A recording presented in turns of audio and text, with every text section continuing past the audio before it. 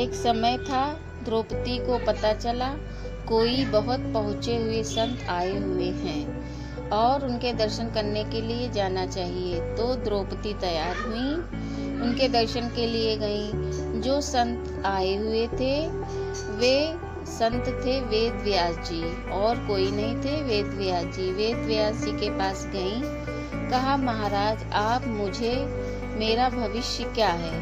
तो वेद व्यास जी हंसकर कहते हैं मुझे तेरा भविष्य मालूम है। तेरे कारण करोड़ों लोग मारे जाएंगे और तेरे कारण खून की नदियां बहेंगी। द्रौपदी कहती हैं मेरी वजह से क्यों खून की नदियां बहेंगी और करोड़ों लोग मारे जाएंगे? कोई उपाय बताइए। वेद व्यास जी उस समय लिख रहे थे महाभारत की। वो कह सकते थे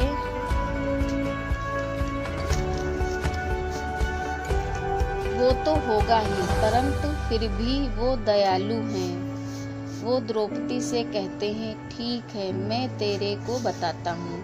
तेरी वजह से करोड़ों लोग मारे जाएंगे, खून की नदियाँ बहेंगी। तेरे को एक इलाज बताता हूँ। 3 चीजें तू करेगी, खून की नदियाँ नहीं बहेंगी, करोड़ों लोग नहीं मारे जाएंगे। सिर्फ तेरे को 3 चीजें करनी पड़ेंगी। कहा क्या? ध्यान से सुनना, आप भी इसको अपना सकते हैं। तो वेद व्यास जी कहते हैं किसी का अपमान मत करना। अगर तेरा अपमान कोई करे तो गुस्सा मत होना। और तीसरी चीज, अगर तुम्हारा किसी ने अपमान किया तो गुस्सा भी हो गए तो तीसरी चीज क्या नहीं करना है? बदला मत लेना। ये 3 चीजें करेगी द्रौपदी तो तेरे कारण ना कोई मारा जाएगा, ना ही खून की नदियां बहेंगी। खैर, महाभारत की कथा तो सुनी ही होगी भैया, वो कथा नहीं है, ये महाभारत अब हो रही है। वो कहानी नहीं है, ये तो वो हो रही है जो तुम पर निर्भर है। वो सिर्फ कहानी नहीं है, वो तो असली चीज है। और इस कहानी के बीच में अगर तुम 3 चीज कर सके, किसी का अपमान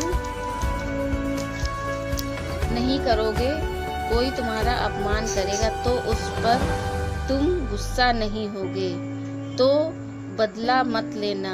अगर गुस्सा हो भी गए तो बदला मत लेना। ये 3 चीज काम कर सके तो ये दूसरी महाभारत बनेगी।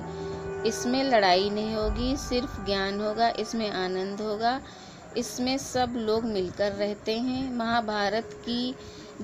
महाभारत भी तुम्हारा भविष्य है, एक और भविष्य है तुम्हारा, जिसमें तुम शांति से आनंद से अपनी जिंदगी बिता सकते हो।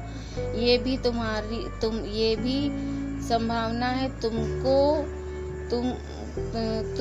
तुम में चूज करना पड़ेगा कि तुम क्या चाहते हो, लड़ाई चाहते हो या शांति।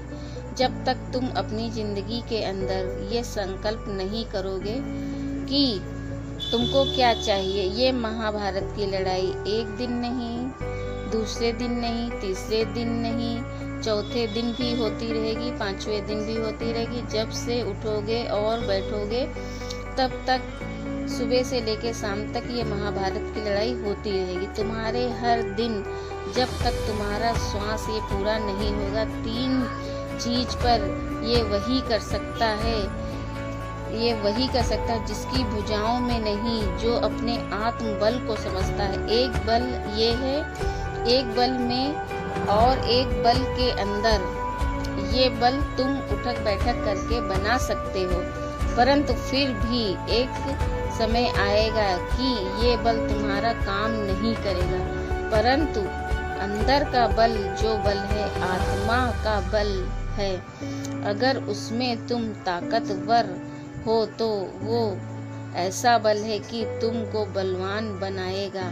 कब तक को वो बलवान बनाएगा? कब तक कि जब तक कि तुम आखिरी सांस नहीं ले लेते।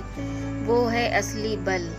असली बल मैं कहती हूँ, उस बल में बलवान हो। वो जिस बली के पास वो बल है, वो नफरत के बाण नहीं चलाता वो दया के बाण